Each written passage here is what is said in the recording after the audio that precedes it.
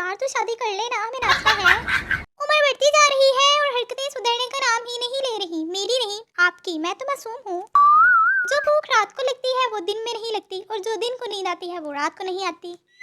मैं सिर्फ 2 मिनट तक प्यार से बात करती हूँ, इसके बाद उस्ताद मेरा मीटर शॉर्ट हो जाता है।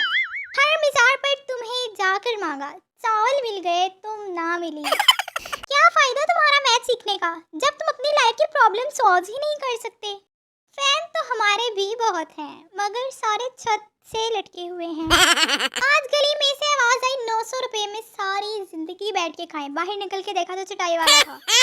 लड़कियों की रोड क्रॉस करने की प्रो टिप, बिना दाएं बाएं देखे सीधे चलते रहो, जिसे रुकना होगा खुद ही रुक जाएगा।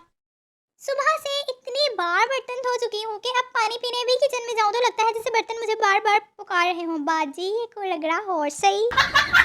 बंदे को खुश मिजाज होना चाहिए, मुंह पर हर वक्त की लोड शेडिंग अच्छी नहीं होती। मी टू माई हैप्पीनेस, जाने तू कहाँ है।